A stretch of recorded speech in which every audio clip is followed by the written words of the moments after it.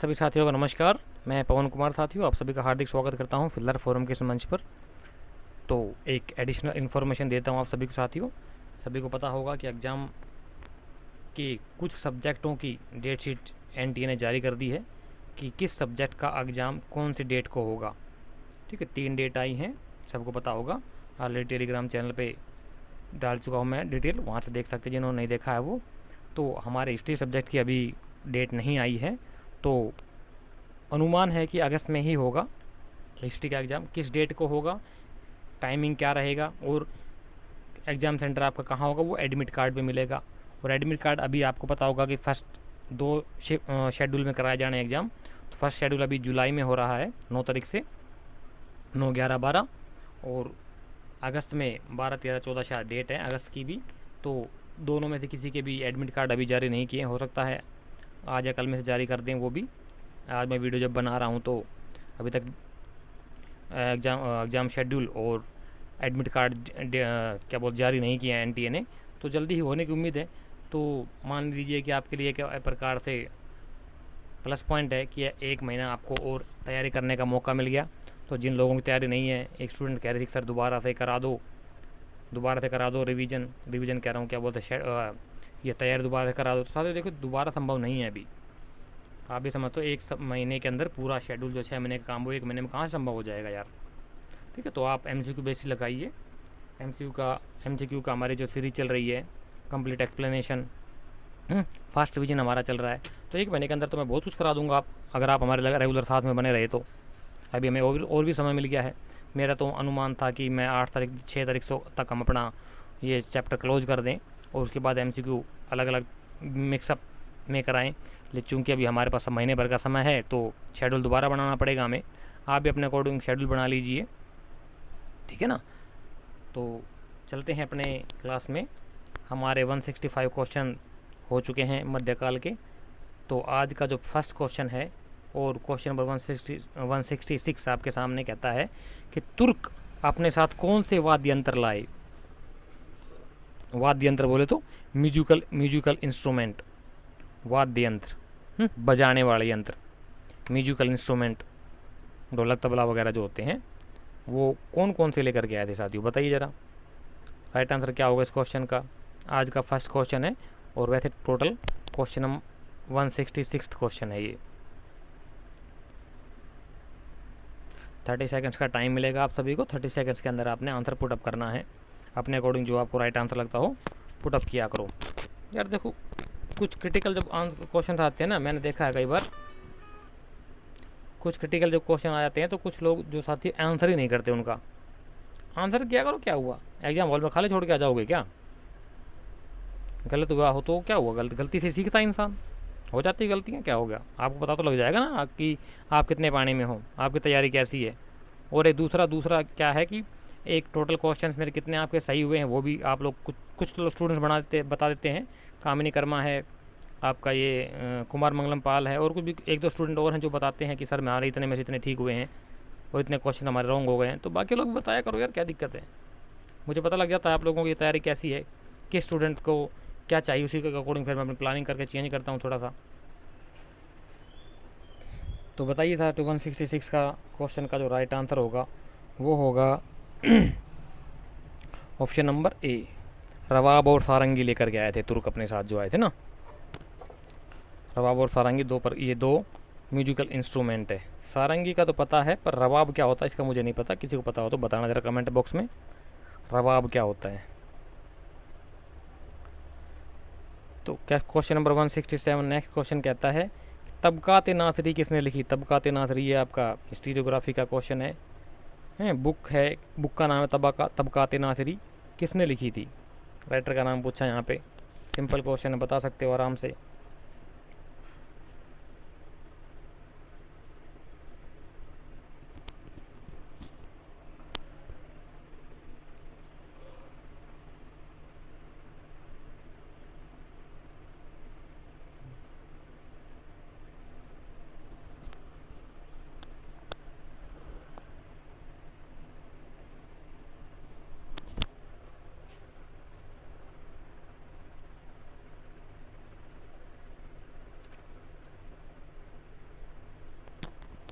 तो देखिए साथियों, तबकात नासरी का जो राइटर था ना, वो था क्वेश्चन नंबर 166 का ऑप्शन नंबर डी, मिनहाज या मिनहाज उस सिराज भी बोल देते हैं इसका पूरा नाम। मिनहाज उस सिराज होता है, जो कि शिराज से आया था। मिडल ईस्ट में एक क्या बोलते हैं आपका नगर था, मिनहाज सिराज, वहाँ से आया था मिनहाज उस सिराज शिराजी। इसने लिखी तबकात नासरी। नेक्स्ट क्वेश्चन कहता है कि उस विद्वान का नाम क्या था जो महमूद गजनवी के साथ भारत आया था। इम्पोर्टेंट क्वेश्चन है साथियों, नेट का आया क्वेश्चन है।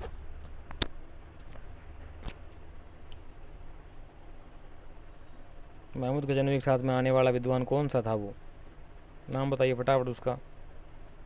ये ऐसे क्वेश्चंस के लिए सबसे पहले आपको पता होना चाहिए कि वो उस समय टाइम पीरियड क्या था उसका, किसका, जो शासक था। महमूद गजनवी का पूछा ना यहाँ पे, तो मुझे महमूद गजनवी का टाइम पीरियड क्या था, वो भारत में, उसने भारत पर हमला कब किया था, उसका टाइम पीरियड क्या था, उसके अकॉर्डिंग आप आइडिया लगा सकते हो कौन आया होगा।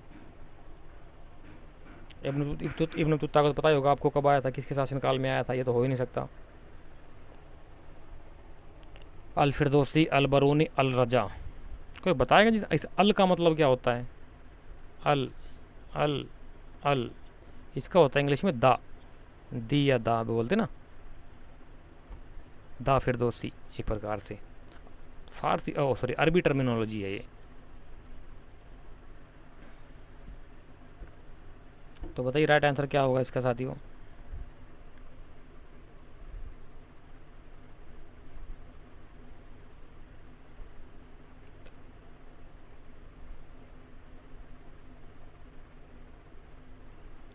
क्वेश्चन नंबर 168 का जो राइट आंसर होगा साथियों, वो होगा option number C, Alberuni. Alberuni देखिए साथियों, अलबरूनी से संबंधित कई बार क्वेश्चन आते हैं कि एक तो ये महमूद गजनवी के समय में ही भारत आया था, ठीक है, जब महमूद गजनवी ने सोमनाथ पर हमला किया था, उसी टाइम पीरियड के दौरान ये आया था इसके साथ में।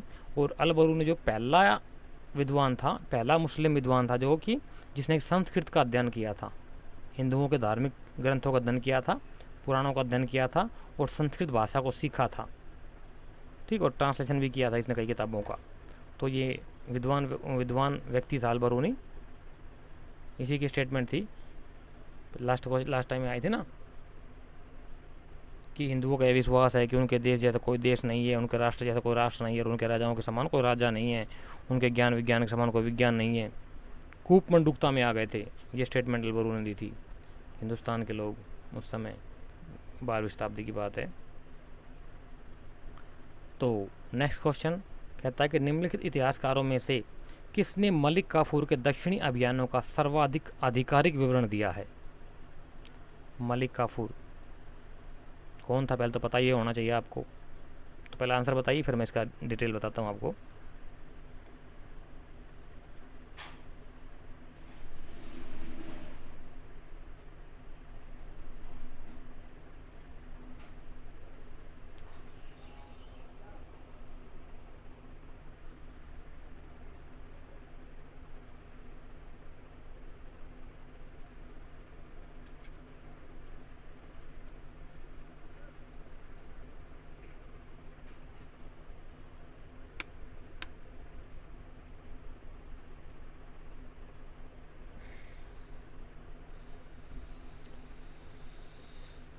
तो क्वेश्चन नंबर 169 का जो राइट आंसर होगा ना साथियों, वो होगा ऑप्शन नंबर ए, अमीर खुसरो।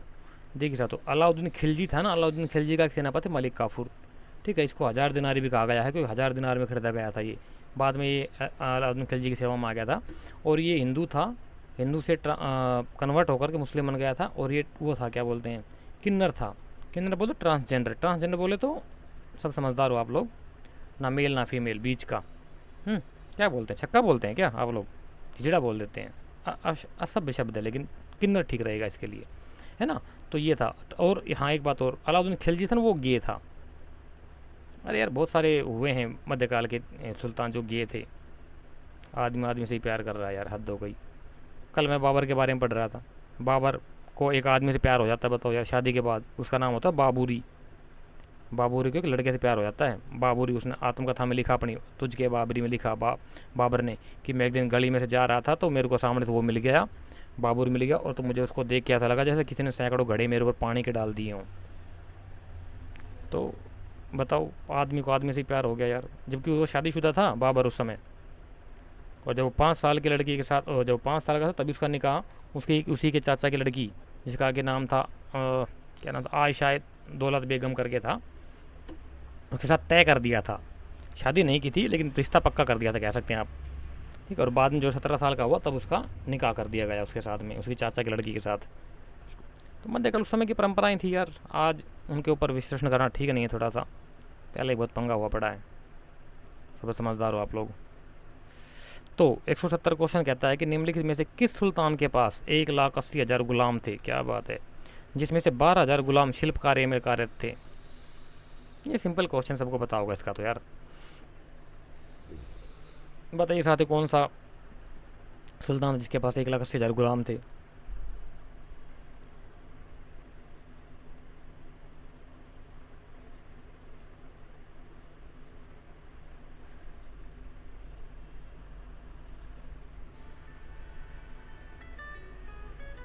रुक जा यार, काम कर रहे हैं अभी।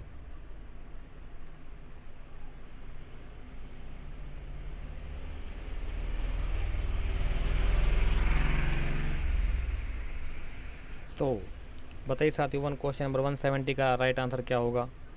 क्वेश्चन नंबर 170 का जो राइट आंसर है ना, वो है option option number D, Firoz Shah Tughlaq. Firoz Shah Tughlaq के पास 1,80,000 गुलाम थे, ठीक, जिसमें से कि उसने 12,000 गुलामों को, ये देखिए साथियों यहाँ पे थोड़ा सा मिस्टेक है, क्या है कि ये कहीं कहीं आपको 1,20,000 भी मिल सकता है, ये प्रिंटिंग मिस्टेक होती है। कितना मिलेगा, कहीं कहीं आपको 1,20,000 गुलाम उसने शिल्प कार्य में लगाया था, और यहाँ पर 12,000 दे रखा है, ये प्रिंटिंग मिस्टेक हो जाती है, तो इसको थोड़ा करेक्ट कर लीजिए। हालांकि ऐसे क्वेश्चन आते नहीं एनटीए में, क्योंकि कन्फ्यूजन वाले क्वेश्चन वो खुद नहीं देती एनटीए, ना चाहते उनके 1-2 क्वेश्चन वैसे भी कन्फ्यूजन वाले हो जाते हैं। और इससे पहले मोहम्मद बिन तुगलक था, उसके पास 1,00,000 से ज़्यादा गुलाम थे।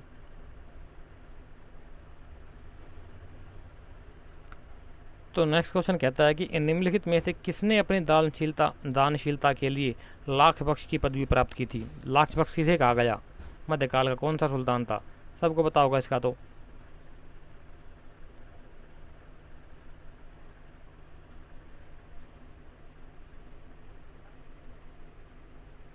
ये नेट का आया हुआ क्वेश्चन, हालांकि इंपॉर्टेंट फैक्ट है।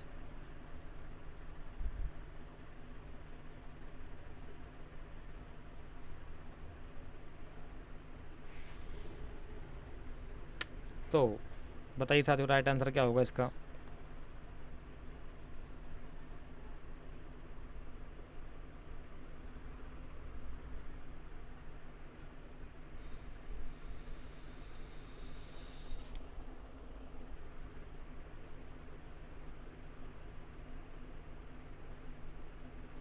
क्वेश्चन नंबर 171 का जो राइट आंसर होगा ना, वो होगा साथियों option option number B, Mohammad bin Tughlaq. Mohammad bin Tughlaq, sorry, Qutbuddin Aibak. Qutbuddin Aibak को लाखों का दान देने की वजह से, अब पता नहीं देता था या नहीं देता था यार, ये गुलाम था एक इसका, मोहम्मद गोरी का, है ना। तो उसके बारे में लिख दिया, अब लिखा हुआ बुक्स में पढ़ाया जा रहा है, पता नहीं दिया था या नहीं दिया था। ये तो बाबर ने भी बहुत सारा बताते हैं दिए थे, काबुल कंधा ने बहुत सारे सिक्के बांटे थे उसने भी, कल ही में पढ़ रहा था बाबर के बारे में भी। तो कुतुबुद्दीन ऐबक को कहा जाता था लाख बख्श। क्वेश्चन नंबर 172 का क्या राइट आंसर होगा, बताइए साथियों। निम्नलिखित में से कौन मोइजिन गोरी के विरुद्ध चंदावर के युद्ध में मारा गया था, बताइए साथियों। गोरी के खिलाफ चंदावर का युद्ध किसने किया था, जो युद्ध में मारा गया था, ये तो पता ही होगा।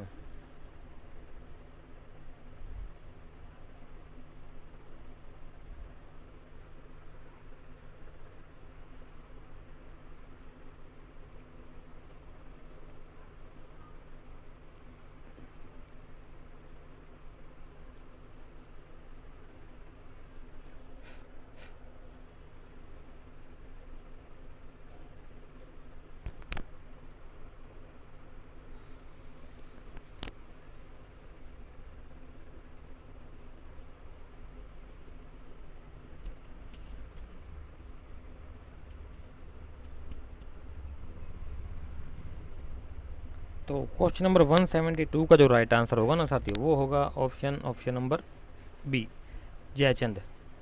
चंद से चंद मिला दीजिए, बन जाएगा ट्रिक। चंद से चंद मिला दीजिए, जयचंद मारा गया चंदावर के युद्ध में। पता लग गया। क्योंकि देखिए क्या हुआ था कि पृथ्वीराज चौहान ने पहले मोहम्मद गौरी को हरा दिया था 1191 में, पहले तराइन के युद्ध में। दूसरे में ये बेचारा खुद हार गया था, क्योंकि जयचंद वगैरह इनका सपोर्ट नहीं किया, साथ नहीं दिया था।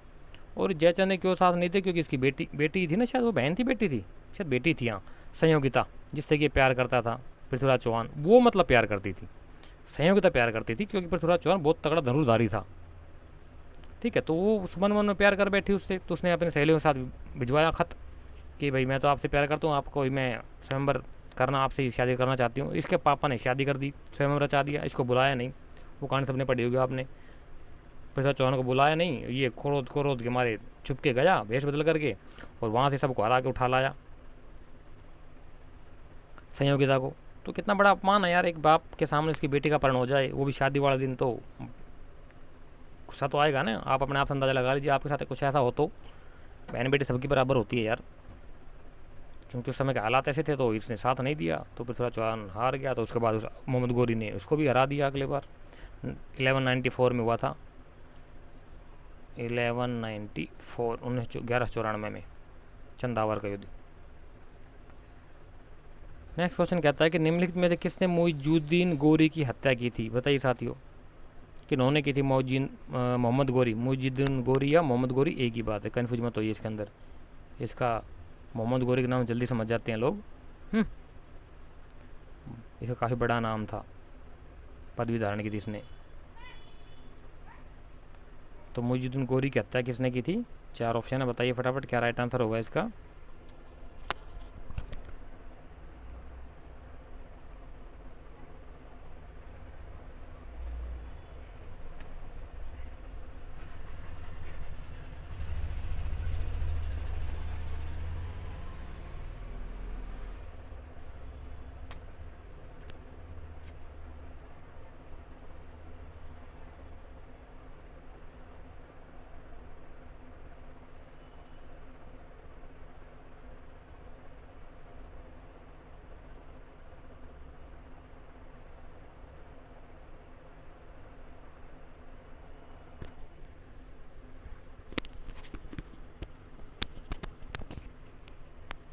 तो क्वेश्चन नंबर 173 का राइट आंसर क्या होगा साथियों? वो होगा ऑप्शन नंबर सी, खोखरों ने हत्या कर दी थी। खोखर एक जनजाति थी साथियों। खोखर क्या थी? एक जनजाति थी।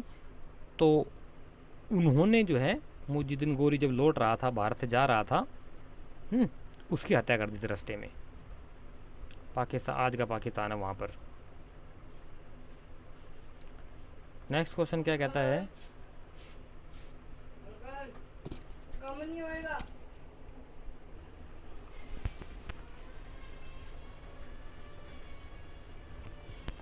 तो नेक्स्ट क्वेश्चन नंबर 174 कहता है कि निम्नलिखित में से किस सुल्तान ने सोने के सिक्के के एक और देवी लक्ष्मी और दूसरी ओर देवी का नाम अंकित करवाया? ये इंपॉर्टेंट क्वेश्चन है साथियों, आया हुआ नेट का क्वेश्चन है। कौन सा सुल्तान था, हाँ, जिसने एक और देवी लक्ष्मी और दूसरी देवी का नाम अंकित करवाया था अपने सिक्कों के ऊपर? सोने के सिक्के चलवाए थे लक्ष्मी प्रकार के। तो बता जरा, ये बताइए, वो लक्ष्मी थे प्रकार के जो सिक्के थे उसमें, वो लक्ष्मी कौन से आसन में थी? खड़े आसन में थी या पद्मासन, बैठे हुए पद्मासन में थी? ये भी फैक्ट है। बताइए साथियों, कौन सा शासक था जिसने चलाए थे सोने के सिक्के लक्ष्मी प्रकार के? अटका हुआ क्वेश्चन है, इंपॉर्टेंट क्वेश्चन है।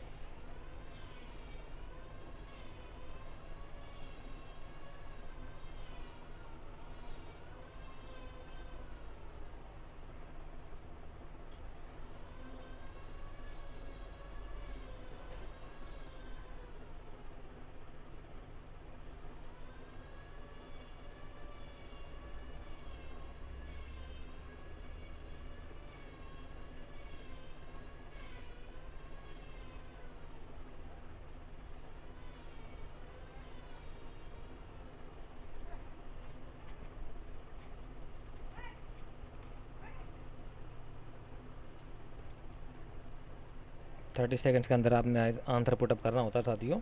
आंसर, राइट आंसर फटाफट दीजिए इसका। तो क्वेश्चन नंबर 174 का जो राइट आंसर होगा ना, वो होगा ऑप्शन नंबर बी, मोहम्मद इब्न साब या मोहम्मद गोरी। उसी ने करवाए थे। तो यही सुल्तान था जिसने कि सोने के सिक्के चलाए थे देवी लक्ष्मी के। हैं, एक और लक्ष्मी की वो आकृति और दूसरे उसका नाम था।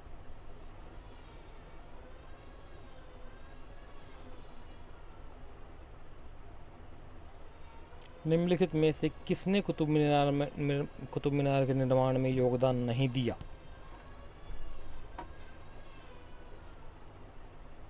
चार ऑप्शन आपके सामने हैं।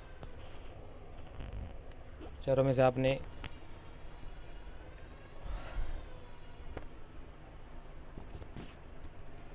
राइट आंसर पुटअप करना। बताइए साथियों, कौन सा शासक था जिसने कुतुब मीनार के निर्माण में अपना योगदान नहीं दिया? बाकी तीनों ने दिया था, एक ने नहीं दिया था। सिंपल क्वेश्चन है, बता सकते हो यार आसानी के साथ।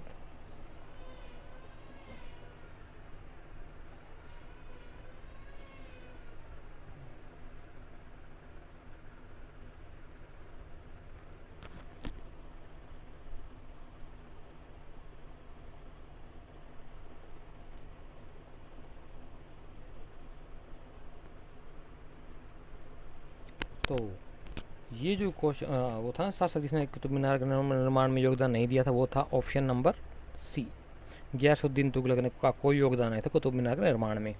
सबको पता है शुरुआत की थी या नहीं की थी मैंने खूब रिसर्च की है। मैंने इसका डिटेल टेलीग्राम पे भी डाली थी यार, है ना। कुछ लोगों जो पुराने उन्होंने देखा होगा। मैंने खुद जाकर रिसर्च की थी वहाँ पे। ऐसा कोई साक्ष्य नहीं मिलता जिससे कि ये कहा जाए कुतुब मीनार ने का निर्माण कुतुबुद्दीन ऐबक ने किया था। वो बाद के इतिहासकारों ने उसके साथ जोड़ दिया है। क्योंकि उस समय दिल्ली राजधानी नहीं थी। दिल्ली राजधानी उस समय इल्तुतमिश के टाइम तक लाहौर से चलता था। लाहौर से इल्तुतमिश ने बाद में स्थानांतरित किया था दिल्ली में। किला था यहाँ पर पृथ्वीराज चौहान का। तो कुतुबुद्दीन ऐबक ने स्टार्टिंग की थी, जैसा कि इतिहास हमें बताता है। स्टार्टिंग की थी कुतुबुद्दीन ऐबक ने। उसके बाद इल्तुतमिश ने इसको बढ़ाया और फिरोज शाह तुगलक ने जब इसे भूकंप से इसका कुछ हिस्सा क्षतिग्रस्त हो गया था, तो उसका रिपेयरिंग करवाई थी, पुनर्निर्माण कराया था। बाकी गयासुद्दीन तुगलक ने इसमें कुछ नहीं करवाया। ये होगा इसका राइट आंसर। ठीक है। अगर ज़्यादा डिटेल जाननी हो तो P.N. ओक की एक पुस्तक है, क्या नाम उसका, हाँ, भारतीय इतिहास के भयंकर भूले। बुक का नाम नोट कर लो, भारतीय इतिहास के भयंकर भूले। राइटर है P.N. ओक, पुरुषोत्तम नागेश ओक। पब्लिशर है हिंदी साहित्य सदन। ऑनलाइन चेक करोगे, अमेजन वगैरह पर मिल जाएगी आपको। बहुत 8-10 साल पहले पढ़ी थी मैंने पूरी डिटेल इसके बारे में। मैं खुद गया था वहाँ पे, खुद जाके मैं रिसर्च की थी। फोटोग्राफ वगैरह थे, मैंने डाले भी होंगे, डाले थे टेलीग्राम पे। पुराने स्टूडेंट्स को पता है। तो नेक्स्ट क्वेश्चन कहता है साथियों कि 176 दिल्ली के सुल्तानों में से किसने खुद को खलीफा घोषित किया? क्या बात है, इंपॉर्टेंट क्वेश्चन साथियों। खुद को ही खलीफा बना दिया था, घोषित कर दिया था। कौन सा सुल्तान था?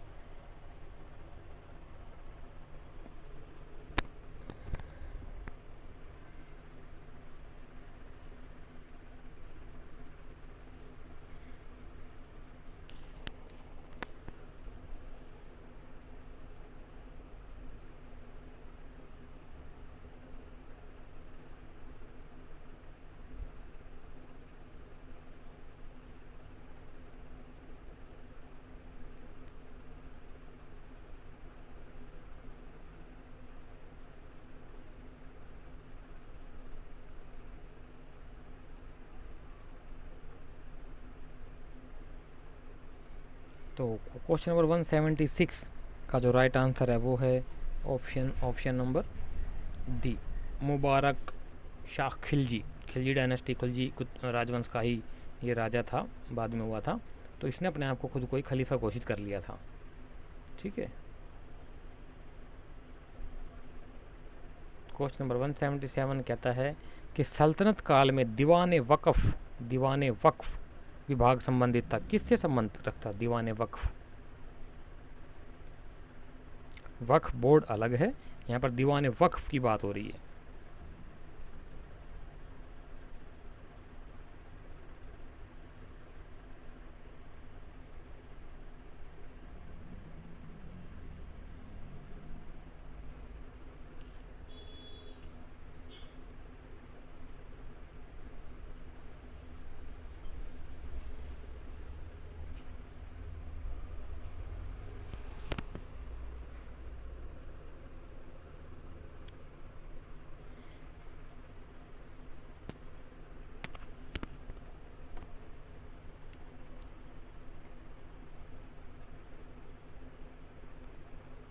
तो क्वेश्चन नंबर 177 का जो राइट आंसर है ना साथी, वो है ऑप्शन नंबर ए, वह कागजात की देखभाल करने से। खर्च हुए कागजात जो होते हैं उनके बारे में देखभाल करने संबंध था दीवान वक्फ सल्तनत काल में। उस समय यार कागज़ था, 11वीं 12वीं शताब्दी में हुआ था कागज़ का आविष्कार, तो चाइना में बताते हैं। राजू दीक्षित मना करता, राजू दीक्षित कहता है कि हिंदुस्तानी वालों ने ही ईजाद किया था कागज़। क्यों? क्योंकि मैगस्थनी खुद अपने इंडिका में लिखता है कि हिंदुस्तान के लोग बनाते हैं लिखने के लिए, वो कूट कूट करके छाल को, पेड़ों की छाल वगैरह कूट कूट करके उनसे, जैसे आधुनिक गत्ता होता है ना, गत्ता मोटा मोटा कार्डबोर्ड जिसको बोलते हैं आप लोग, इस प्रकार से बनाते हैं, उनको सुखा करके फिर उसके ऊपर लिखते हैं। खुद मैगस्थनी अपने इंडिका में लिख रहा है 2300 साल पहले। हमें बताया जाता कि चाइना कागज़ का आविष्कार चाइना ने किया। पता नहीं क्या सच है क्या नहीं, अब जो लिख दिया वही सच हो गया यार। कहते हैं सच की हमेशा जीत होती, कहीं नहीं होती यार, सब बकवास साला। जो जीतता है वही सच होता है। अकबर जीत गया, अकबर महान बन गया। हेमचंद्र हेमू हार गया तो उसका नाम निशान ख़त्म इतिहास से। तो 178 कहता है कि सुल्तान मुइजुद्दीन भारत में कितनी बार पराजित हुआ? मोहम्मद गोरी भारत में कितनी बार हारा था? 1 2 3 4, कितनी बार हारा? 178 क्वेश्चन बताइए ज़रा।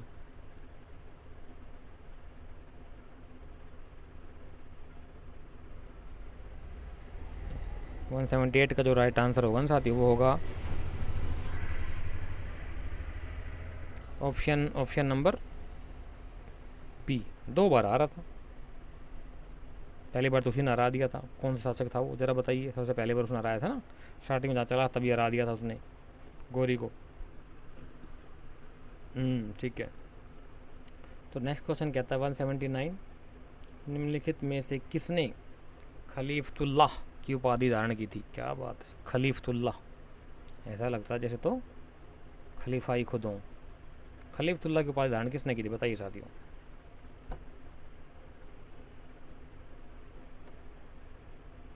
Question number 179।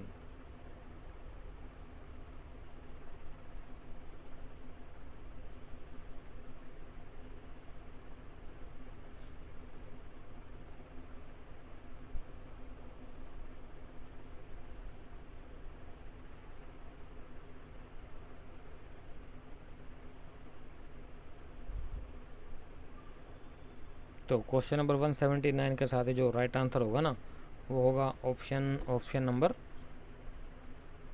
बी, सुल्तान कुतुबुद्दीन मुबारक शाह खिलजी। अभी बताया ना मैंने आपके सामने कि खलीफा की उपाधि किसने धारण की थी, तो वो इसी ने की थी, मुबारक शाह खिलजी ने। तो खलीफतुल्लाह या खलीफा की उपाधि एक ही बात है, समझ जाया करो यार। हिंट, इतने हिंट होते हैं बस, खाली इन्हीं को पकड़ा करो, इनको पकड़ जाओगे तो बेड़ा पार हो जाएगा। नेक्स्ट क्वेश्चन 180 कहता है कि सल्तनत काल में शाही सचिवालय का प्रधान सचिव कहलाता था, क्या कहलाता था? शाही सचिवालय, शाही सचिवालय बोले तो आज का इम्पीरियल सेक्रेटेरिएट, दिल्ली में है ना सेक्रेटेरिएट, जहाँ सेक्रेटरी बैठते हैं, पूरा सत्ता वहीं से चलती है। जैसे संसद से तो पारित होते हैं सिस्टम, है ना, विधान पालिका हमारी, वहाँ से विधान और कानून वगैरह पारित होते हैं, डिसीजन लेती है वो। इम्प्लीमेंट करने काम ब्यूरोक्रेट्स करते हैं, सेक्रेटरी और IAS IPS वगैरह जो होते हैं ना, वो करते हैं सारा सिस्टम को लागू। तो शाही सचिवालय, इम्पीरियल सेक्रेटेरिएट का प्रधान सचिव, चीफ सेक्रेटरी क्या कहलाता था? प्रधान सचिव बोले तो चीफ सेक्रेटरी आज का। उन चीज़ों को ना आज से जोड़ के देखा करो, आसानी के साथ समझ में आ जाएगी आप लोगों को। लेकिन वही बात, जब आज का बारे में पता होगा तो ही तो समझ पाओगे ना यार। जब पता ही नहीं होगा आज के बारे में कि प्रधान सचिव को क्या कहते हैं, चीफ सेक्रेटरी कहते हैं, क्या कहते हैं, उसका क्या काम होता है, क्या पोस्ट होती है उसकी क्वालिफिकेशन क्या होती है, क्या काम होते हैं, उसके लिए आपको इंडियन एडमिनिस्ट्रेशन पढ़ना पड़ेगा। मैंने पढ़ा था भाई इग्नू में, 8 किताबें पढ़ी थी इंडियन एडमिनिस्ट्रेशन की, पूरा इंडिया का एडमिनिस्ट्रेशन निचोड़ के साथ में आया था आपके। आप पढ़ लोगे आपको पता लग जाएगा, पढ़ना साथियों पड़ेगा, देखो आपको तभी कुछ कर सकते हो। तो क्वेश्चन नंबर 180 का जो राइट आंसर होगा ना, वो होगा ऑप्शन नंबर 180 सी, दबीर मुमालिक, दबीर मुमालिक, ये इसका राइट आंसर हो जाएगा। दबीर जो था ना दरबार से संबंधित रखता था, दरबार से, और ये बरीद ये था, ये गुप्तचर विभाग से संबंध रखता था। ठीक है, काजी मुगल ये न्याय व्यवस्था का से संबंध रखता था। क्लियर। नेक्स्ट क्वेश्चन कहता है कि निम्नलिखित नामों को कालानुक्रम में नीचे दिए गए कूट के अनुसार व्यवस्थित करें। ये तो आसान क्वेश्चन है यार। पहले कौन सा, ये क्रोनोलॉजिकल ऑर्डर में लगाना आपने कि पहले कौन सा शासक आया था, उसके बाद कौन सा शासक, उसके बाद कौन सा शासक। ये तो सबको पता होगा।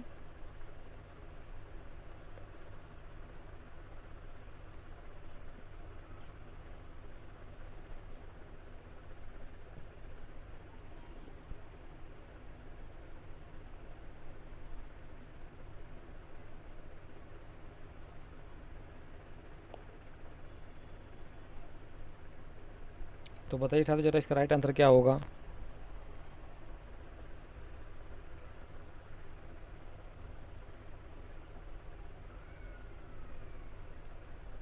तो वन को इनके ऐसे क्वेश्चंस के लिए ना आपको उनकी डेट याद होनी चाहिए, साथ टाइम पीरियड याद होना चाहिए, कौन से शासक का टाइम पीरियड क्या था। उसी अगर आपको याद है वो, तो आप इजीली आसानी के साथ उसको लगा सकते हो।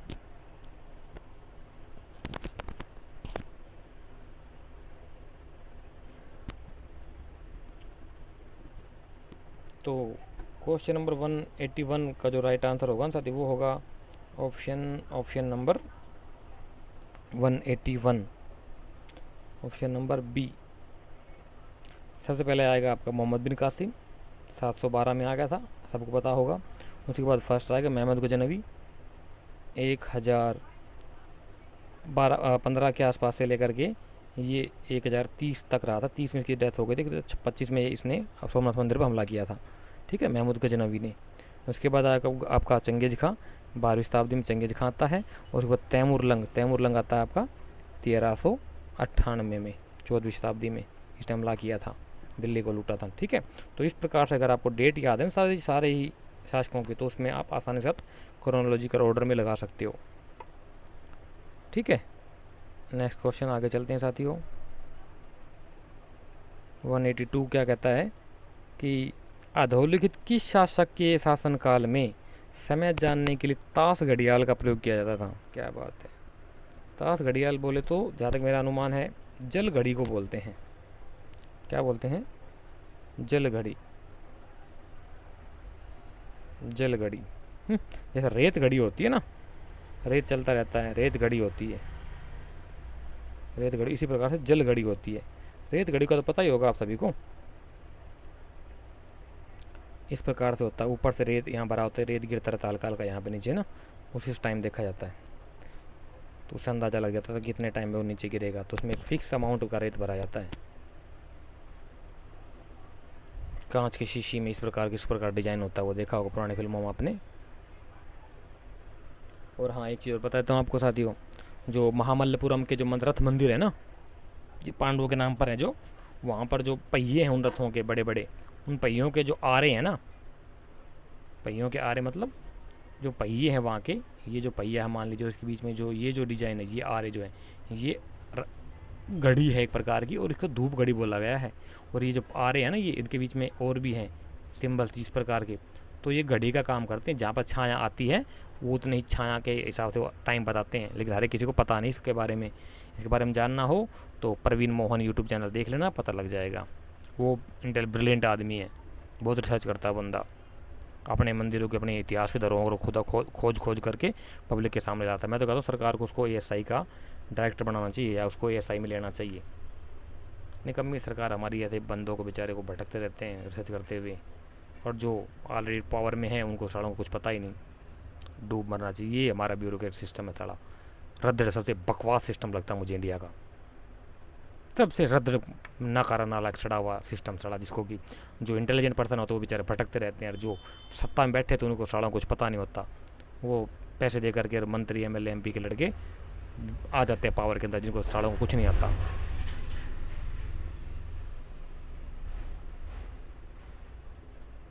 तो नेक्स्ट क्वेश्चन कहता है कि अच्छा हाँ, ये बताइए पहले कि ताश घड़ियाल का प्रयोग किसके शासक में किया गया था। क्वेश्चन नंबर 182 का जो राइट आंसर है ना, वो होगा साथियों option number C. Firoz Shah Tughlaq के टाइम पीरियड में ताश घड़ी या जल घड़ी का प्रयोग किया जाता था समय देखने के लिए। बाबर प्रसिद्ध था, किसके लिए प्रसिद्ध था? सबको पता है, अपने रक्त और लौह की नीति के लिए प्रसिद्ध था। 183 का राइट आंसर ए होगा। स्किप करा करो ऐसे क्वेश्चन के लिए, बहुत पुराने हो चुके हैं ये। तो क्वेश्चन नंबर 184 कहता है कि निम्नलिखित में से किसने एशियाई एवं अफ्रीकी देशों के साथ सांस्कृतिक संबंध के नए युग का आरंभ किया? बताइए साथियों, क्वेश्चन नंबर 184 का राइट आंसर क्या होगा?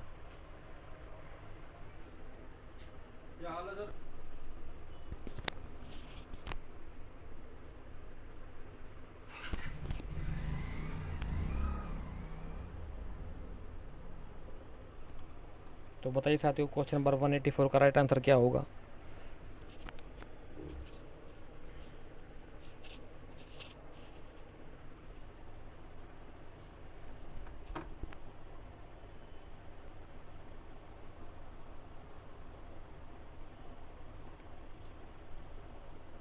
तो इसका जो राइट आंसर है ना वो होगा साथी option number B, MBT। Mohammad bin Tughlaq था जिसने नए सूत्र का आरंभ किया था। सांस्कृतिक संबंध बनाने के लिए अपने दूत भेजे थे एशिया और अफ्रीकी देशों में।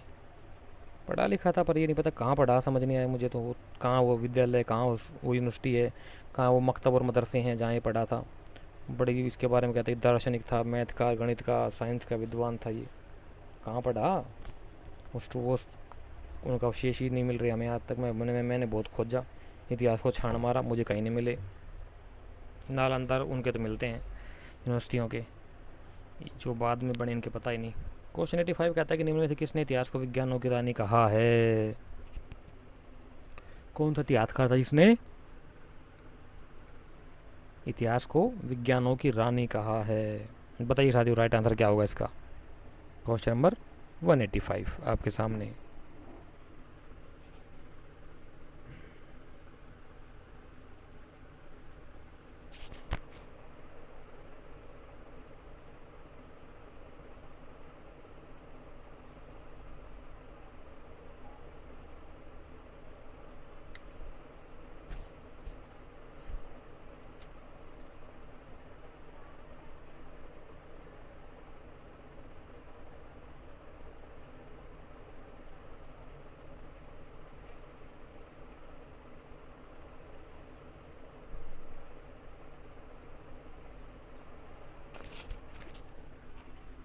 तो साथियों, क्वेश्चन नंबर 185 का जो राइट आंसर होगा वो होगा ऑप्शन नंबर बी। जियाउद्दीन बर्नी ने कहा था विज्ञानों की रानी इतिहास को। क्लियर? आगे चलते हैं। नेक्स्ट क्वेश्चन आपके सामने कहता है कि 186 क्वेश्चन कहता है कि तारीख ए फिरोज शाही नामक पुस्तक का लेखक कौन था? सॉरी, तारीख मुबारक शाही। तारीख मुबारक शाही नामक पुस्तक का लेखक कौन था, किसने लिखी थी? ये आपका हिस्टोरियोग्राफी का क्वेश्चन है, इंपॉर्टेंट क्वेश्चन है। बताइए साथियों, उस राइटर का नाम क्या है?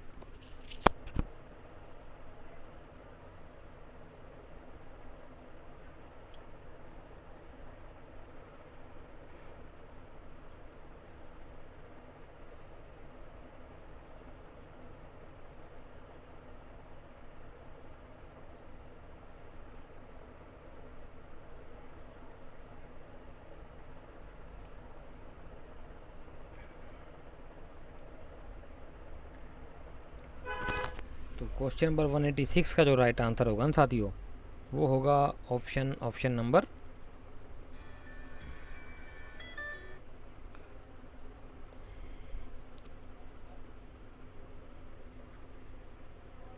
ए, यहया बिन अहमद सरहिंदी। सरहिंदी या यहया भी बोल देते इसको, यहया बिन अहमद सरहिंदी इसका पूरा नाम था। इसने लिखी थी तारीख मुबारक शाही।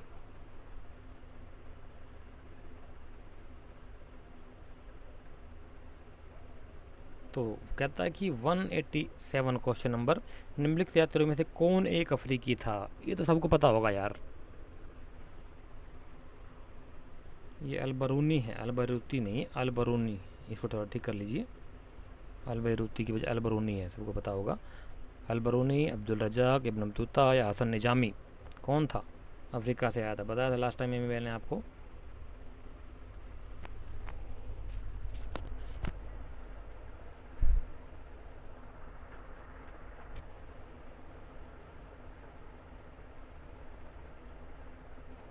और हाँ, जैसा तो जिन्होंने नहीं देखी ना हमारी पुरानी वीडियो, वो प्लेलिस्ट में जाइए, वीडियो के नीचे डिस्क्रिप्शन बॉक्स में जाओगे ना, एरो को नीचे करोगे तो उसमें नीचे थोड़ा स्क्रॉल करोगे, नीचे उसमें प्लेलिस्ट मिलेगी सभी सब्जेक्टों की, उसमें सबसे नीचे हिस्ट्री सब्जेक्ट की प्लेलिस्ट है, उस पर क्लिक करोगे तो पूरी प्लेलिस्ट आ जाएगी। उसमें से जो किसी की वीडियो रह जाती है या किसी का सिलेबस थोड़ा पीछे छूट गया है, वो 1 बाय 1 करके सारे सिलेबस देख सकता है, थ्योरिकल क्लासेज भी और MCQ सीरीज भी।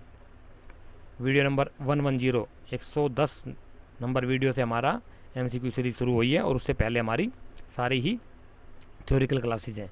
ठीक है, एंशिएंट इंडिया, मिडिएवल इंडिया और मॉडर्न इंडिया, तीनों पोर्शन मैं आपके करा चुका हूँ, और हिस्ट्रियोग्राफी मैंने करा दी है। ठीक है, और उसके बाद अब हमारा प्रैक्टिस सेट चल रहा है, MCQ सीरीज चल रही है, फास्ट रिवीजन भी हो रहा है हमारा, कंप्लीट मैं इसका एक्सप्लेनेशन भी करता हूँ आप सभी के सामने, और आपकी तैयारी को और अच्छे बनाने के लिए इसके बाद हम और आगे इसको बढ़ाएंगे। ठीक है, तो जिन स्टूडेंट्स की तैयारी नहीं है, जिन स्टूडेंट्स कह रहे थे उस दिन कमेंट में भी, वो लड़की कह रही थी, तो वो वीडियो में जा करके नीचे डिस्क्रिप्शन बॉक्स में सारी वीडियोज़ को हमारे देख सकते हैं। दोबारा तो संभव नहीं है ना पूरा 6 महीने का कोर्स एक दिन में कराने का, 1 महीने में कैसे करा देंगे बताओ। तो उसके लिए एक ही तरीका है, आप लोग तो थोड़ी एक्स्ट्रा मेहनत करनी पड़ेगी, थोड़ा टाइम दीजिए, और पुरानी वीडियो जितनी भी हमारी, जितनी नहीं देखी आपने, जहाँ से भी कोर्स आपका बचा हुआ वहाँ से आप स्टार्ट कर सकते हैं। वो प्लेलिस्ट मिल जाएगी, प्लेलिस्ट में से जा करके 137-38 वीडियो हमारी हो चुकी है टोटल, उसमें से जो भी आपको सूटेबल हो, जहाँ तक जो पोर्शन आपके बचे हैं उनको आप वहाँ से देख सकते हो। क्लियर, बता दिया है। तो ये जो है ना अफ्रीकी जो यात्री थे सबको पता है, इसमें इब्न बतूता था, अफ्रीका के मोरक्को से आया था। क्वेश्चन नंबर 188 कहता है कि निम्न में से किसने तोतीय हिंद की उपाधि प्राप्त की थी, या हिंदुस्तान का तोता, तोता ए हिंद भी मिलेगा कहीं कहीं आपको, तोता ए हिंद या तूतीय हिंद, कहीं कहीं तूतीय भी मिलेगा, तूतीय, तूतीय हिंद या तूतीय हिंद इकट्ठा भी लिख देते कई बार, ये मिस प्रिंटिंग का काम होता है, प्रिंटर्स कई बार गड़बड़ कर देते हैं। तो तोता ए हिंद या तूतीय हिंद या तूतीय हिंद एक ही बात है, हिंदुस्तान का तोता इसका अर्थ होता है। इसकी उपाधि किसने प्राप्त की थी, कौन सा इतिहासकार था जिसे तोता ए हिंद की उपाधि दी गई थी।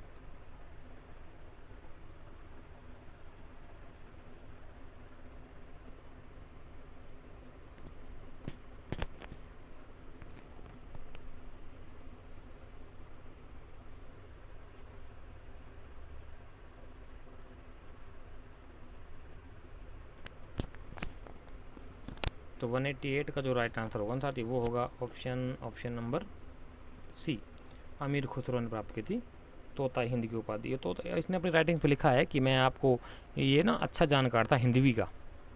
किसका जानकार था, हिंदी नहीं हिंदवी, शुद्ध हिंदी और उर्दू मिल करके जो ज़बान निकली उसे बोला गया हिंदवी, सॉरी फारसी और हिंदी मिल करके हिंदवी बनी, यानी कि थोड़ा सा उर्दू और थोड़ी सी बिगड़ी हुई हिंदी, उसे हिंदवी कहा गया फारसी शब्दावली में, जो कि 11वीं शताब्दी से डेवलप होना शुरू हो गई थी, और आज जिसे हम हिंदी कहते हैं वो हिंदवी का एक रूप है, अपभ्रंश है कह सकते हैं। ठीक है, तो अमीर खुसरो कहता है कि मैं आपको हिंदी में अच्छी तरह से बोल सकता हूँ और आपको जवाब भी दे सकता हूँ, तो ये अच्छा हिंदी जानता था।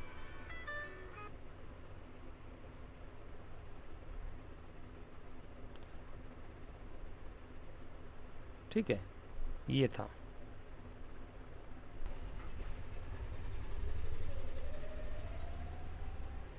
तो आगे चलते हैं साथियों, ये क्वेश्चन नंबर 188 हो चुके हैं हमारे, आगे चलते हैं। नेक्स्ट क्वेश्चन कहता है कि निम्नलिखित सुल्तानों में से किसने दीवाने, क्या है ये, दीवाने अमीर कोही, हाँ दीवाने अमीर कोही नामक विभाग स्थापित किया था। दीवान ए अमीर कोही होगा, दीवान ए यहाँ तक समझ आएगा ना, ये अमीर आएगा यहाँ पे, थोड़ा ठीक कर लीजिए इसको, दीवान अमीर ए कोही, दीवान अमीर कोही या दीवान अमीर कोही एक ही बात है, हैं। दीवान अमीर कोही नामक विभाग स्थापित किया था, किसने बनाया था दीवान अमीर कोही विभाग, मैंने लास्ट टाइम बोला था ना आपको, देख लीजिए अच्छे से सारे सुल्तानों और उन सुल्तानों ने कौन कौन से विभाग बनाए थे, और उन विभागों के ऊपर कौन कौन सा अधिकारी बैठाया था, उस अधिकारी की पोस्ट क्या थी, नाम क्या था। दीवाने ममालिक, दीवाने आरिज, दीवाने बहुत से तरह के थे ना, बरीद और दबीर वगैरह जो थे, ये सारे देखने हैं आपने। तो बताइए साथी उसका राइट आंसर क्या होगा। दीवाने अमीर को ही किसने बनाया था। Question number 189।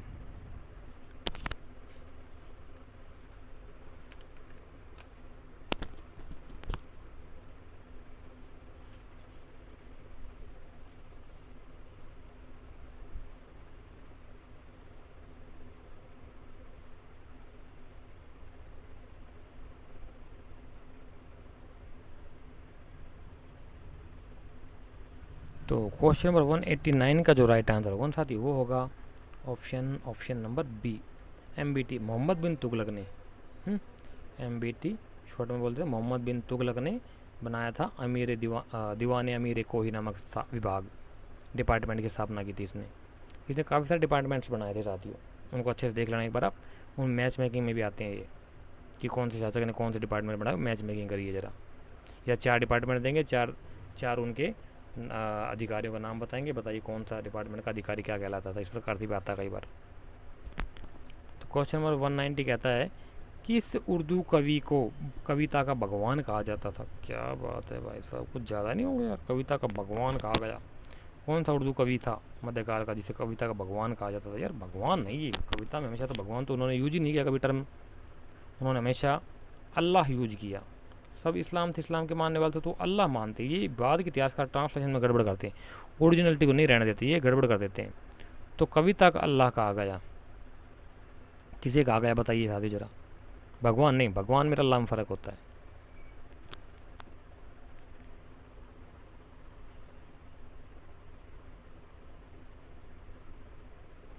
तो बताइए साथी, किस उर्दू कवि को कहा जाता है।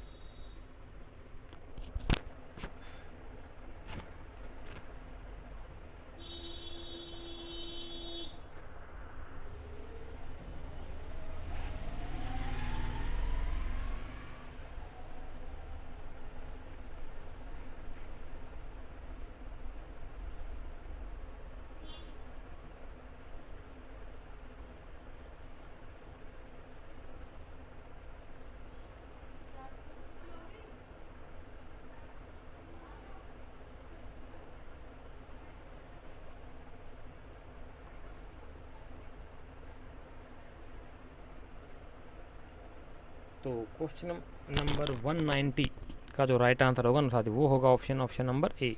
मीर तकी मीर को उर्दू कविता का जनक भी माना गया है, उसे कविता का अल्लाह भी कहा गया है, कविता का भगवान कह सकते हैं। मीर तकी मीर था वो, उर्दू कविता का जनक माना गया है इसको। हालांकि मीर तकी मीर ये समकालीन था आपके, अरे क्या नाम था उनका, हाँ कबीर साहब के समकालीन था ये कबीर साहब से ईर्ष्या रखता था, द्वेष भावना रखता था, लेकिन बाद में उन क्षमा याचना करके उनका शिष्य बन गया था मीर तकी मीर जो था। भड़का देता था ये शासक को, सुल्तान को भड़का देता कि ये कबीर साहब जुलाहा है, ये तो कुरान को और भगवान एक ही मानता है, जबकि कुरान हमारी बड़ी है, अल्लाह भगवान को नहीं मानता, ये अल्लाह को नहीं मानता। इस प्रकार से भड़का देता था। बाद में फिर से अपनी गलती का एहसास हुआ, मालिक ने पर दिखाई थी अपने चमत्कार, तो ये फिर उनके चरणों में गिर गया था। वो लंबी कहानी है। क्वेश्चन नंबर 191 का राइट आंसर क्या होगा साथी बताइए। इल्तुतमिश की सेना के मुख्य भागों में निम्न में से कौन शामिल नहीं था। इल्तुतमिश की सेना में क्या शामिल नहीं था। सिंपल क्वेश्चन है यार ये तो। Question number 191।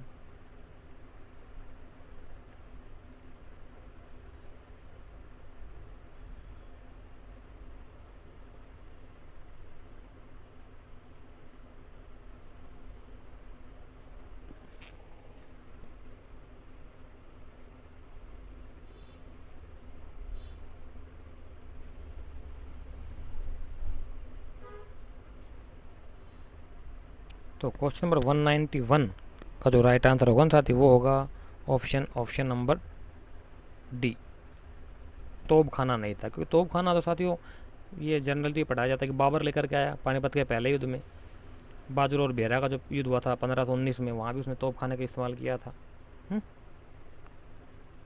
लेकिन ये गलत है, इससे पहले भी दक्षिण भारत में तोप का प्रयोग बारूद का प्रयोग हो चुका था, तोप खानों का।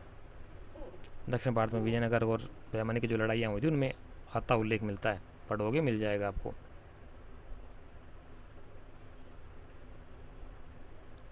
सल्तनत काल में सर जानदार था, बताइए साथी क्या था सर जानदार? गुलामों का प्रमुख था, गुप्तचर का प्रमुख था, प्रमुख अंगरक्षक था, या प्रमुख न्यायाधीश था? कौन था क्या पोस्ट थी सर जानदार की?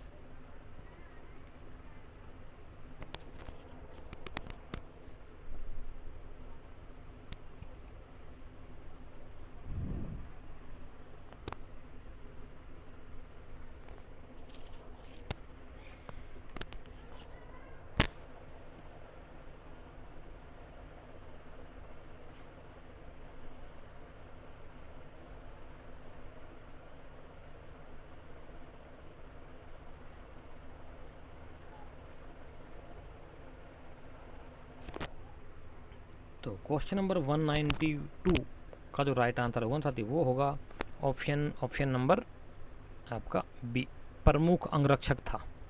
अंगरक्षक बोले तो सिक्योरिटी गार्ड था। देखिए साथी क्या है इसमें ट्रिक, क्या है इसकी? जानदार। जान कहाँ चाहिए होती है, ताकत कहाँ चाहिए होती है? सिक्योरिटी में चाहिए होती है, सीधी सी बात है। गुलामों को जरूरत नहीं जान की, गुप्तचरों को भी नहीं जरूरत जान की, न्यायाधीश तो अपने माइंड से काम करते हैं, है ना। तो इन सभी के बजाय अंगरक्षकों को चाहिए, ताकतवर आदमी को अंगरक्षक सिक्योरिटी गार्ड के तौर पर रखा जाता था, ताकि कोई चोर चकारी ना कर सके, कोई उत्पात ना मचा सके। सिक्योरिटी गार्ड को चाहिए जान। सल्तनत काल के मुनही से क्या तात्पर्य है? या मुनही मिलेगा, कहीं कहीं मिलेगा आपको मुनहियान। क्या मिलेगा कहीं? मुनहियान। मुनहिया मुनहियान एक ही बात है।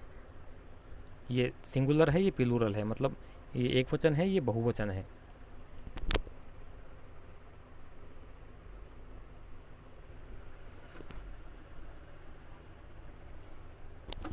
जैसे तो लोग नहीं, लोग तो गलत हो जाएगा, एक आदमी और बहुत सारे आदमी, उसी प्रकार से है।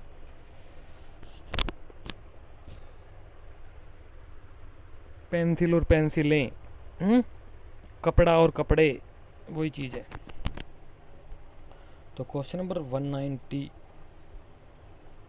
का राइट आंसर क्या होगा साथियों? मुनहियान, सल्तनत काल में मुनहियान, मुनही या मुनहियान किसे कहा गया? 193 का जो राइट आंसर होगा वो होगा ऑप्शन नंबर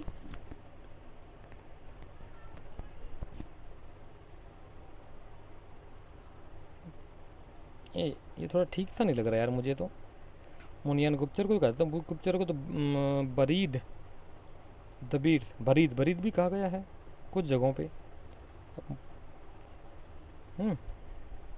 व्यापारी, गुप्तचर, गुलाम, कोई श्योर हो तो बताना जरा कमेंट में। गुप्तचर हो सकता है गुप्तचर ही कहा गया, लेकिन गुप्तचरों को तो उसका जो था ना प्रमुख, तो बरीद मुंह कहा गया था। गुप्तचरों के सीनियर को, प्रमुख को बरीद मुंह कहा गया था। मुनियों को हो सकता है छोटे गुप्तचरों को कहा गया हो, कोई श्योर हो तो बताना जरा कमेंट में।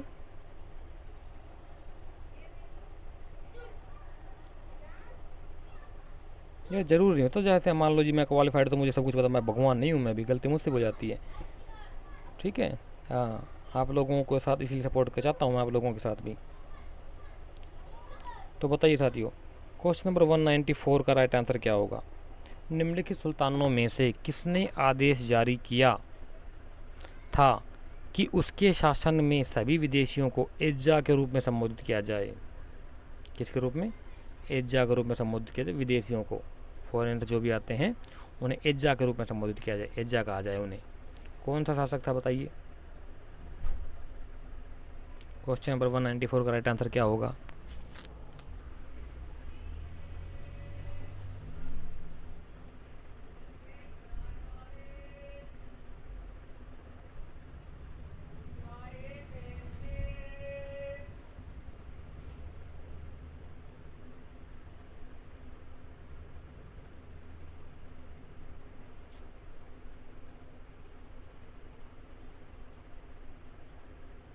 तो क्वेश्चन नंबर 194 का जो राइट आंसर होगा ना साथियों वो होगा option number B, MBT। Mohammad bin Tughlaq ने ये जारी किया था आदेश कि उसके शासन में सभी विदेशियों को एजा के रूप में बुलाया जाए, संबोधित किया जाए।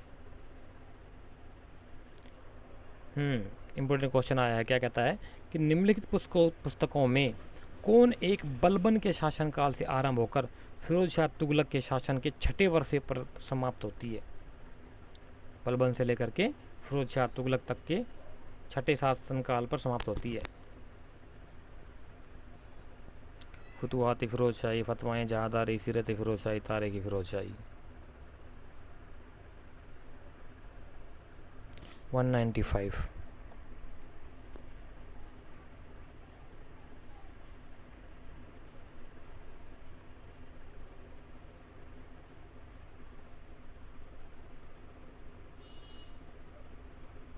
काफ़ी लंबा टाइम लिया था इसने, बलबन के टाइम पीरियड से लेकर के, और फिरोज शाह फिरोज शाह तुगलक के शासन के छठे वर्ष पर समाप्त होती है। गयासुद्दीन तुगलक भी इसके बाद काफ़ी सारे शासक आए थे बलबन के बाद में, है ना।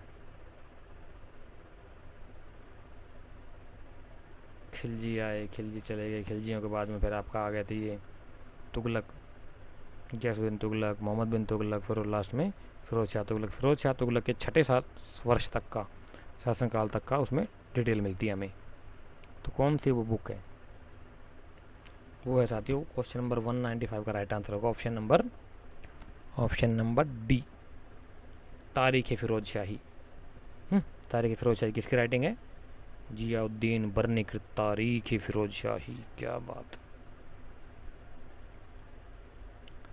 तो क्वेश्चन नंबर 196 कहता है कि इल्तुतमिश को बदायूं की इक्तादारी दी थी। किसने दी थी इल्तुतमिश को बदायूं का इक्तादार बना दिया? इक्ता, पहले तो ये पता होना चाहिए आपको इक्ता क्या होता है। इक्ता ज़मीन का टुकड़ा होता था ना मध्यकाल में, जो दिया जाता था जागीर के तौर पर, जैसे आपके मुगल काल में जागीरें दी जाती थी अधिकारियों को, इसी प्रकार से सल्तनत काल में इक्ता दी जाती थी, ज़मीन के टुकड़े दिए जाते थे, बजाय नकद वेतन के कैश पेमेंट करने के बजाय अधिकारियों को इक्ता दी जाती थी, जगह दे दी जाती थी, एरिया बांट दिया था, कभी इतने गांव तेरे को मिलेंगे, इतना ये शहर इसके आसपास गांव तेरे को मिलेंगे, और डिवाइड कर दिया था अधिकारियों को। उसके बदले उन्हें सेनाएं रखनी थी, और शाही सेनाएं रखनी थी, और जब युद्ध वगैरह होता था तो उन्हें सेना को सुल्तान की सेवा में भेजना पड़ता था, और नजराने वगैरह भी देने पड़ते थे टाइम टू टाइम। ये प्रोसेस था उस समय का। ठीक है, तो बदायूं जो कि आदिकुल उत्तर प्रदेश में है, उसकी इख्तियारी दी थी इल्तुतमिश को। किसने दी थी, कौन सा शासक था? आसान है यार, बता सकते हो आसाम से। क्वेश्चन नंबर 196 का जो राइट आंसर होगा वो होगा option number C, Qutbuddin Aibak ने दी थी इसको इख्तियारी बदायूं की। कुतुबुद्दीन ऐबक, भाई साहब घोड़े पर चढ़ के आए थे। तो नेक्स्ट क्वेश्चन कहता है कि क्वेश्चन नंबर 197, किसके शासनकाल में लोग अपने पुत्री का विवाह राजस्व लिपिकों से नहीं करते थे? क्या बात है।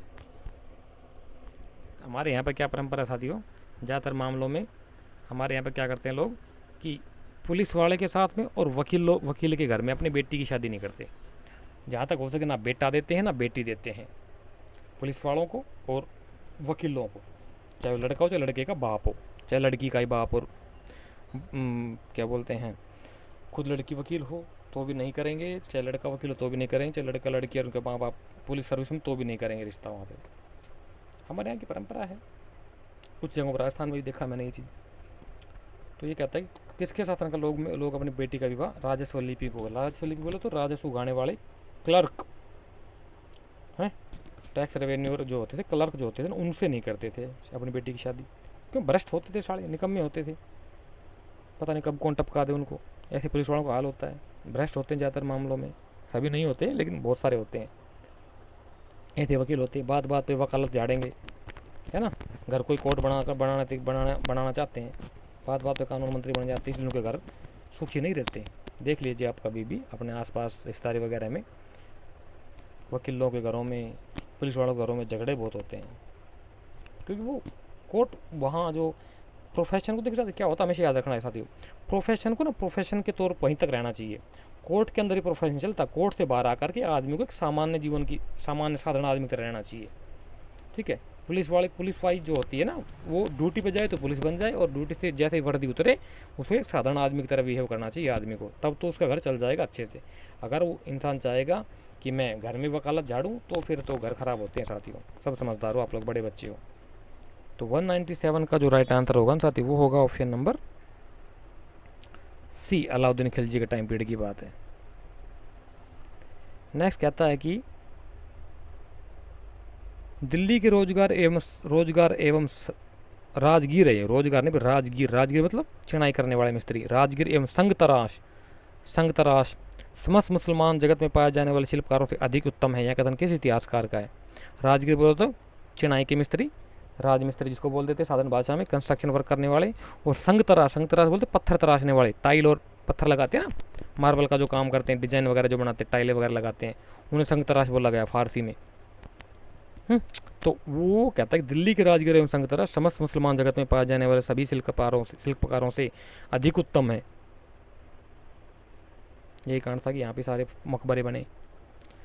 किस इतिहासकार ने यह कथन लिखा है? बताइए साथियों, फटाफट राइट आंसर दीजिए। क्वेश्चन नंबर 198 को जो राइट आंसर होगा वो होगा option number D. Clear. Next question 199 कहता है कि निम्नलिखित में से किसने अशोक के पाषाण स्तंभों को स्वर्ण स्तंभ कहा? इंपॉर्टेंट फैक्ट है साथियों, याद लिख लीजिए इसको, बेशक से स्क्रीनशॉट ले सकते हैं। किस निम्नलिखित में से किसने अशोक के पाषाण स्तंभों को स्वर्ण स्तंभ कहा है? पता होगा ये तो।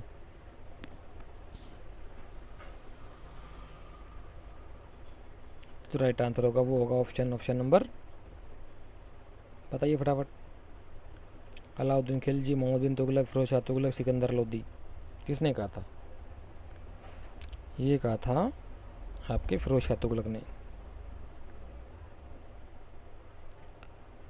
और ये नेक्स्ट क्वेश्चन नंबर 200 और आज का लास्ट क्वेश्चन है साथियों। निम्नलिखित में से किसने आगरा नगर स्थापित किया था? क्या लिखा जा रहा है यार, मैं बताऊंगा थोड़ा पहले आंसर दो, उसकी डिटेल बताऊंगा मैं आपको।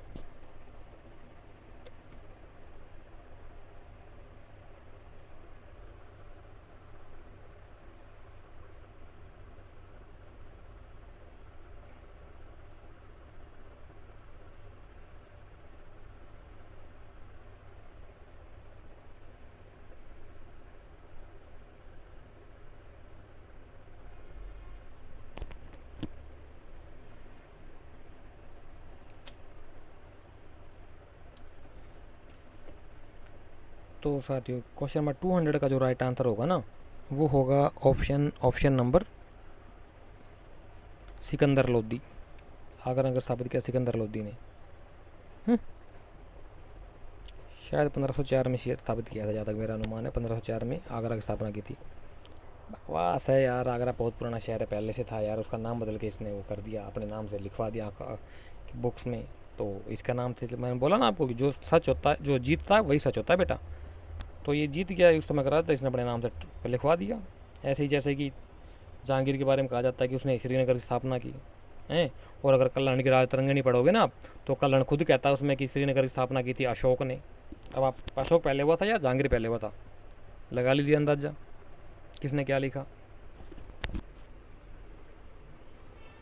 तो बहुत ज़्यादा घालमेल हुआ, तो इन चीज़ों को पकड़ने की कोशिश किया करो, सच क्या है खुद जानने का प्रयास किया करो। लेकिन वो उसके लिए बहुत ज़्यादा स्टडी करनी पड़ेगी, आपको डीप में जाना पड़ेगा, तभी जाके आप कर पाओगे। अदरवाइज लकीर के फ़कीर तो बन ही रहे हो साथियों। आप जो थोड़ा सा पढ़ोगे, अन्वेषण किया करो चीज़ों का ना, ऑब्जर्वेशन किया करो क्या सही हो सकता है उस समय के क्या हालात थे, क्या हो सकता है, ऐसा हो सकता है तो क्यों हो सकता है, नहीं हो सकता तो क्यों नहीं हो सकता, तभी जाके आप सही तरीके से सिस्टम को मैनेज कर पाओगे। तो ठीक है साथियों, आज की क्लास को यहीं क्लोज करते हैं। इसके आगे क्वेश्चन हम नेक्स्ट वीडियो में सॉल्व करेंगे आपको। ठीक है, तब तक के लिए आप लगे रहिए अपने स्टडी के अंदर। एग्ज़ाम डेट आई गई है, सबको पता होगा, कुछ सब्जेक्टों की, अपने हिस्ट्री सब्जेक्ट की नहीं आई है, तो हिस्ट्री सब्जेक्ट का एग्ज़ाम उम्मीद है आपका अगस्त में ही होगा। तो महीना भर आपके पास और भी समय मिल गया है, तो इस समय को अपना सदुपयोग कीजिए। एक महीने में आपका डू एंड डाई वाला मामला लीजिए, do and die not the try, जुट जाइए, ज़बरदस्त तैयारी कीजिए अपनी। ठीक ठीक है, 1 महीने को ये मान लीजिए कि आपका अमृत अमृत मिल गया आपको 1 महीने का समय, ठीक है। और जिसकी तैयारी नहीं हुई है वो अच्छे से तैयारी कर दीजिए सारी। और मैं तो कहता हूँ कि शेड्यूल बना दीजिए। हाँ, लास्ट एक बात और बताता हूँ, सैटरडे को, ये जो सैटरडे आ रहा है, इसको शाम 4 बजे हमारी गूगल मीट दोबारा होगी, उसमें हम प्रॉपर तरीके से शेड्यूल का मैनेज करेंगे कि क्या शेड्यूल होना चाहिए हमारे स्टडी का, ठीक है। तब तक के लिए थैंक यू सो मच। जय हिंद और जय भारत।